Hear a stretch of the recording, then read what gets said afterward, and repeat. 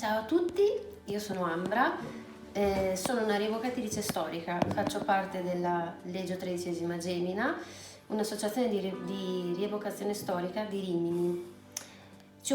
Occupiamo di rendere la storia viva, quindi oggi proverò a portarvi nella Domus del Chirurgo di Rimini.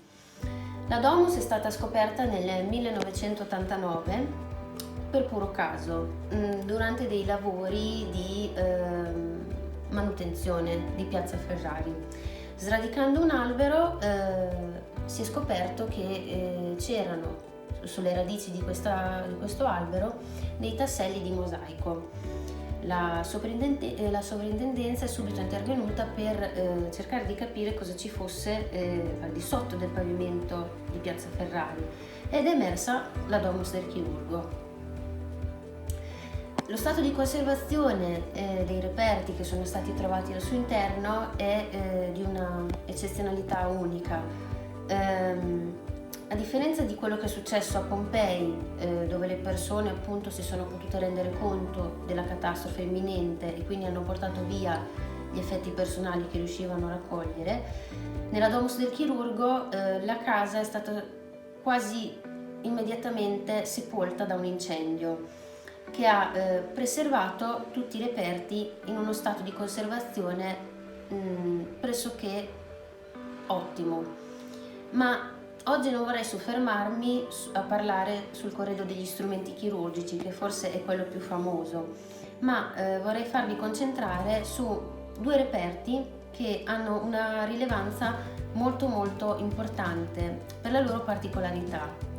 Il primo tra tutti è il vaso a forma di piede con intercapedine. Questo vaso è un unicum nel suo genere. Reperti di questo tipo sono stati trovati solamente a Chio, in Grecia, dove vi era una vastissima produzione di oggetti di questo tipo, usati a scopo terapeutico e per tutte le parti del corpo, non solo per i piedi.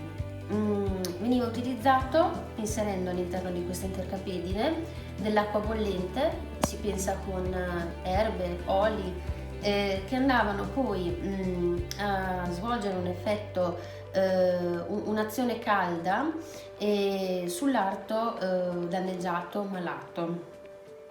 L'acqua calda non andava direttamente sulla pelle, ma qui tra la terracotta e l'arto c'era una sorta di intercapedine, come una sorta di borsa dell'acqua calda.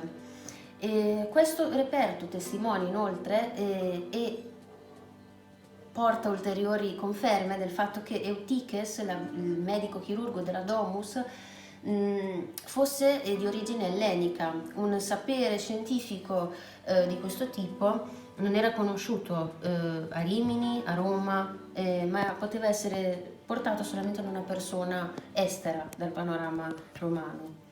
Un altro reperto molto interessante sono i vasetti che con tutta probabilità certamente contenevano le erbe che lo stesso Eutiches usava per curare i suoi pazienti. E due in particolare sono molto interessanti perché il proprietario ha inciso, in seguito all'acquisto di queste erbe, delle scritte che sono in greco e che riportano la dicitura camedrio e abrotano, due erbe che venivano usate per curare le ferite suppurative e venivano usate anche ad azione cicatrizzante. Naturalmente i romani non conoscevano le tecniche di distillazione in maniera così accurata come noi le conosciamo oggi, quindi per estrarre il principio attivo di un'erba si potevano usare la macerazione in olio, in vino, oppure impastare le erbe con dei grassi animali. E una volta creata questa sorta di pomata veniva applicata sulla ferita e agiva con le proprietà rispettive dell'erba che vi era dentro al composto. Inoltre un piccolo accenno sui mortai che sono stati trovati all'interno della Domus, dei grandi bacilli a beccuccio, per la stragrande maggioranza marmorei, un reperto Anche questo che ci testimonia del fatto che la Domus non era solamente un ambiente in cui venivano accolti i pazienti malati, ma era proprio una taberna in cui venivano preparati anche medicamenti su larga scala.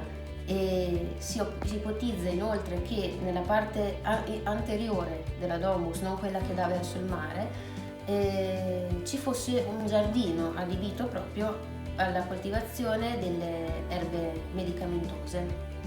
Spero che questo breve excursus sia stato interessante e un saluto!